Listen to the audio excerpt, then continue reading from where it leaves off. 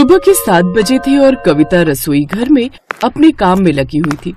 वो चाहती थी कि जल्दी जल्दी नाश्ता तैयार कर ले ताकि वो अपने जरूरी काम से घर से बाहर जा सके। अरे कविता बहू, आज तो तुम बहुत जल्दी उठ गई। आज तो अनिल भी घर पर नहीं है, थोड़ा आराम से उठ जाती। अनिल तो 2 दिन बाद आएगा ना। जी माँ जी बोल रहे थे 2 दिन बाद ही आएंगे, काम बहुत ज्यादा है। माँ जी मुझे भी बहुत जरूरी काम से जाना है, इसलिए सोचा नाश्ता बना देती हूँ, भाभी को पीछे से परेशानी नहीं होगी। मैं 3-4 बजे तक आ जाऊंगी।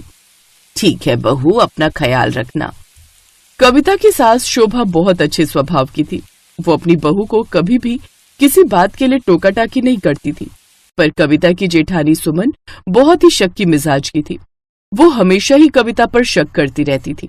सच तो ये था कि कविता देखने में सुमन से ज्यादा सुंदर थी, इसी कारण भी सुमन कविता से बहुत ईर्ष्या करती थी। कविता रसोई का सारा काम खत्म करके चली जाती है। कुछ देर बाद सुमन आई तो उसे कविता दिखाई नहीं दी। माँ जी मैं देखती हूँ, आप कभी भी कविता से पूछते ही नहीं हो कि वो कहाँ जाती है, क्या करती है। वो रोजाना सुबह इतनी जल्दी चली जाती है और शाम को घर लौटती है।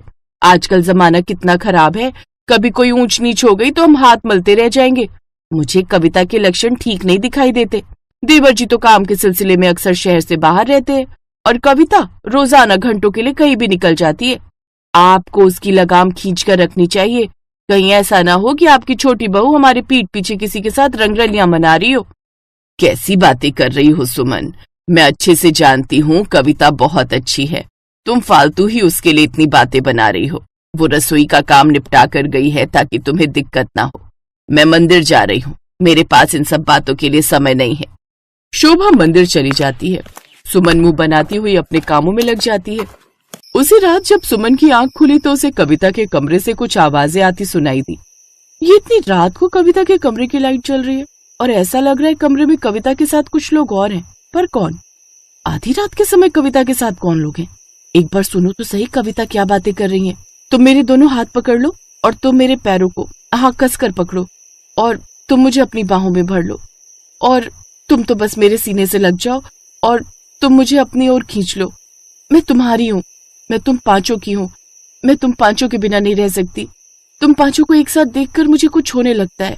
मेरा मन करता है मैं तुम पांचों को एक साथ प्यार करूं। मैं जानती हूँ तुम पांचों मेरे आशिक हो, इसीलिए तो मैं तुम पांचों के बिना नहीं रह सकती। तुम पांचों मुझे एक साथ अपनी बाहों में भर लो। बस अब मुझसे नहीं रहा जा रहा, मुझे और प्यार दो। हाँ ऐसे ही करते रहो, बस करते रहो। हाँ मैं मदहोश हो रही हूँ। मैं कितनी खुश नसीब हूँ कि मेरे 5 आशिक हैं जो मुझ पर मरते हैं।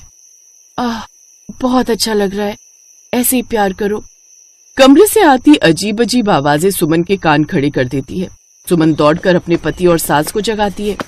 क्या बात है सुमन, इतनी नींद से जगा दिया, तुम्हें भी चैन नहीं है? क्या हुआ है बहू, क्यों इतनी रात में सबकी नींद खराब कर रही हो? अभी बताती हूँ। मैंने आपको कहा था ना कि कविता पर नजर रखो। आप दोनों को पता भी है कविता के 5 आशिक हैं और वो इस समय कमरे में है। मैंने कविता की सारी बातें सुनी है। दरवाजा खटखटाती हूँ, सब सच सामने आ जाएगा। कविता, ओ कविता, दरवाजा खोलो। सुमन जोर जोर से कविता के कमरे का दरवाजा खटखटाने लगी। कविता ने घबराते हुए दरवाजा खोला। इतनी देर क्यों लगा दी दरवाजा खोलने में? कहाँ है तेरे 5 आशिक? दिखा, तू सबकी आंखों में धूल झोंक रही है। कैसी बातें कर रही हो भाभी, मेरे कमरे में कोई नहीं है, आप चेक कर लो। मैंने खुद तुम्हारी आवाजें सुनी है, तुम्हारे कमरे से आवाजें आ रही थी। सुमन, तुम्हारे कान बजने लगे हैं। पता नहीं कौन कौन सी भूतिया पिक्चर देखती रहती हो, खुद भी नहीं सोती और दूसरों को भी नहीं सोने देती। कविता बहू तुम आराम से सो जाओ, सुमन की तो आदत है सबको परेशान करने की। चलो हरीश बेटा, तुम भी जाकर सो जाओ। सुमन ये हरकतें ठीक नहीं है। कविता कमरे का दरवाजा बंद कर लेती है। सुमन के दिमाग में अभी भी वही बातें चल रही थी। वो बार बार सोच रही थी कि कैसे कविता को रंगे हाथों पकड़े। अगली शाम सुमन ने कविता को किसी से फोन पर बात करते सुन लिया। मुझे लगता है सबको सच पता चल जाएगा, पर तुम मेरे साथ हो ना? मैं अब ज्यादा दिन तक सच छुपा नहीं पाऊंगी। सुमन भाभी को मेरे ऊपर शक होने लगा है। ठीक है, मैं फोन रखती हूँ। जरूर दाल में कुछ काला है। मैं कविता को पकड़ कर ही रहूंगी। आज रात में इस पर नजर रखूंगी। आज तो देवर जी भी वापस आ रहे हैं, उनके सामने भी सच आ ही जाएगा। उस रात सुमन ने फिर से कविता के कमरे से उसकी आवाजों को सुना। तुम पांचों एक साथ मेरे करीब आते हो तो मेरी धड़कनें और भी तेज होने लगती हैं। एक साथ मत आओ, प्लीज एक एक करके मेरे पास आओ। पहले तुम, उसके बाद तुम, फिर तुम आना, फिर इन तीनों के बाद तुम और तुम सबसे आखिर में। बस ऐसे ही मुझे रोजाना रात में तुम पांचों का प्यार मिलता रहे। आओ, अब और रहा नहीं जा रहा। आओ, मेरे करीब आओ, बहुत अच्छा लग रहा है, ऐसे मेरे पास रहो। कविता कितनी बेशर्म है, साफ झूठ बोल रही है कि इसके कमरे में कोई नहीं है। आज तो इसके पांचों आशिक इसके साथ पकड़े जाएंगे। लगता है देवर जी आके दरवाजा खोल देती हूँ। देवर जी, मैं आपको फोन पर सारी बात बता चुकी हूँ। कविता की हरकतें ठीक नहीं है, वो आपको धोखा दे रही है। मैं खुद अपने कानों से उसकी बातों को सुनती हूँ, पर मेरी बात पर कोई विश्वास नहीं करता।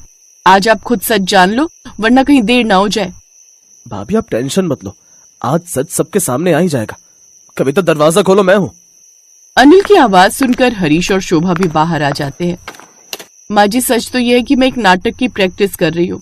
मुझे बहुत समय बाद एक नाटक में प्ले करने का मौका मिला है, जिसका नाम है देवरानी के 5 आशिक। बस मैं रोजाना रात को अपनी स्क्रिप्ट पढ़कर डायलॉग की प्रैक्टिस करती हूँ। ये बात अनिल भी जानते हैं। भाभी ने हमेशा से मुझ पर शक किया है। पता नहीं इन्हें मेरे से क्या जलन है, और मेरे डायलॉग सुनकर इन्होंने मेरे चरित्र को गलत समझ लिया। मुझे कुछ कहने का मौका भी नहीं दिया। मुझे डर था कि कहीं आपको मेरे ये नाटक करने से कोई प्रॉब्लम ना हो, इसलिए अनिल जी ने मुझे सच बताने से मना किया था। पर आज भाभी ने हद पार कर दी, इसलिए मुझे सच बताना ही पड़ा। माँ, यही सच है। कविता एक नाटक में भाग ले रही है और वो इस नाटक की प्रैक्टिस में लगी रहती है। कविता का बहुत समय से मन था कि वो शादी के बाद एक बार फिर से नाटक और रंगमंच में भाग ले, जैसे पहले करती थी। इस बार इसे मौका मिला तो मैंने भी उसका साथ दिया, पर भाभी ने बात का बतंगड़ बना दिया। कविता, अगर तुम नाटक वगैरह करना चाहती हो तो हमें इसमें कोई आपत्ति नहीं है। हर किसी का अपना काम होता है, अपना टैलेंट होता है। तुम्हें अपने टैलेंट को आगे लाना चाहिए। तुम इस नाटक में भाग जरूर लो। आई एम सॉरी कविता। सुमन के पास ज्यादा शब्द नहीं थे, क्योंकि वो जानती थी कि उसने कविता को बहुत ज्यादा ही बोल दिया था।